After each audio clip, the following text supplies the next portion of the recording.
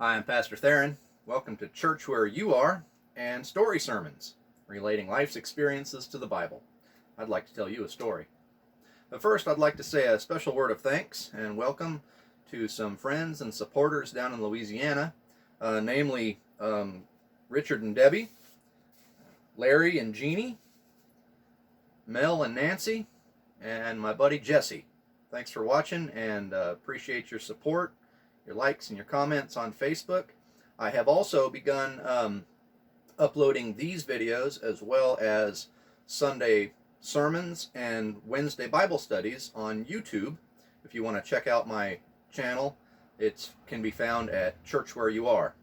You might have to search around a little bit. There's a lot of titles with those words in them, but look for Church Where You Are and Story Sermons, or you can contact me and I will send you a link directly.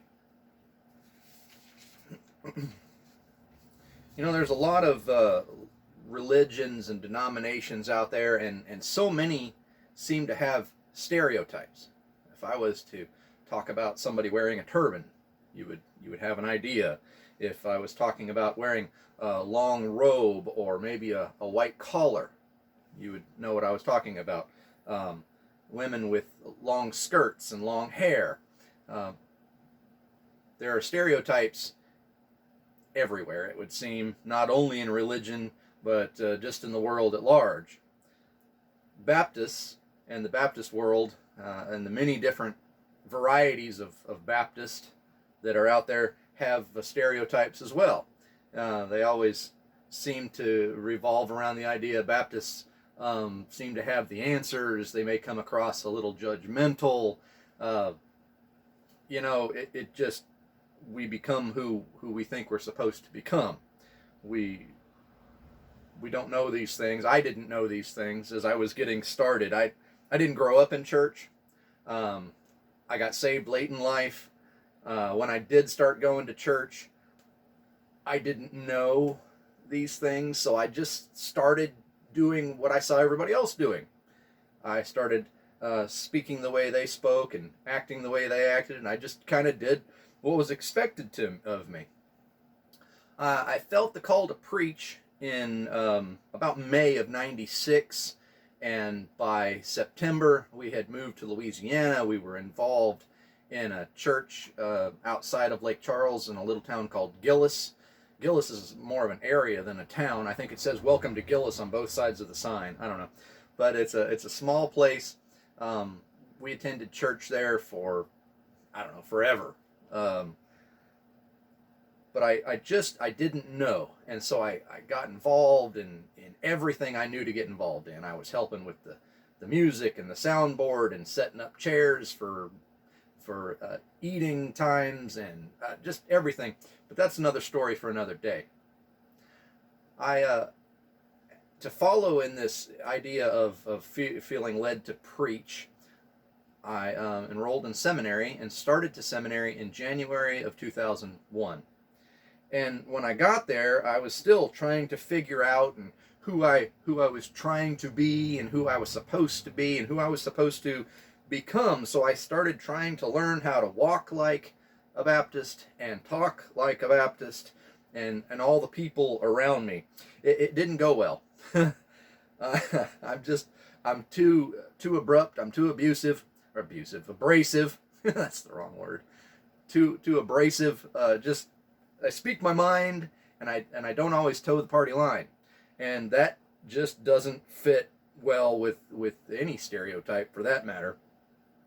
One day I was invited to church, and the guys I was with, one of them walks up to a friend of his, and he sticks out his hand and he says, "Hey, Paul," or whatever, "you old backslidden Baptist, how in the world are you?" And they and they yucked it up in the church aisle there for a minute, and I thought, oh, okay, that's how Baptists are supposed to greet each other. And so next time I was going to be home, back in my home church in Gillis, I thought I'd try out some of my new Baptist skills. And as I walked in, I saw a friend of mine named Matt. Now, Matt is a plumber by trade, and he owns his own business. He lives up kind of outside of the Gillis area, and we'd hung out several times. In fact, we'd even gone fishing a number of times. The first fishing tournament I was ever in was with Matt. We went fishing out on the Sabine River, which divides Louisiana and Texas. Had a great time.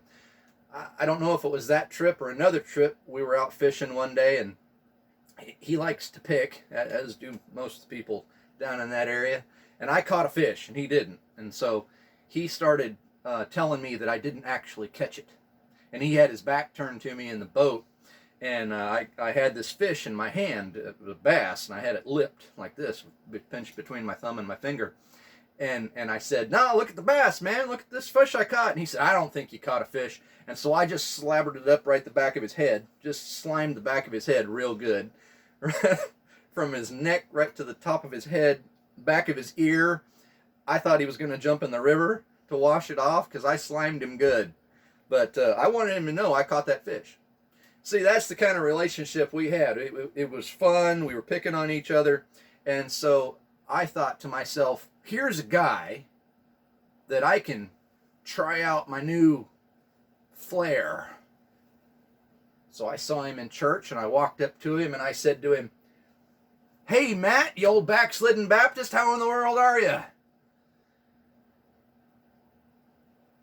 Yeah.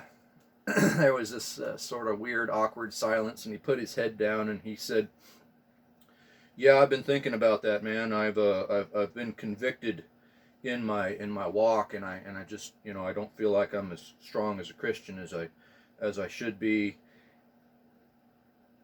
And I stood there just agape. What? I mean, I felt so bad. I felt so bad. I did not mean to bring conviction on this man.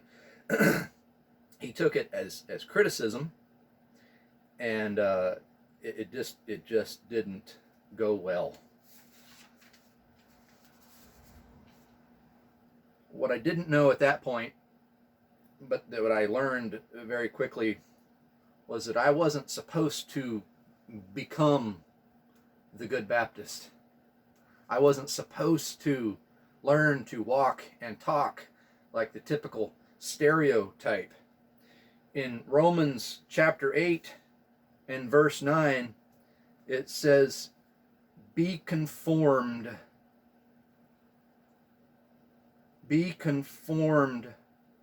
to the image and likeness of Christ."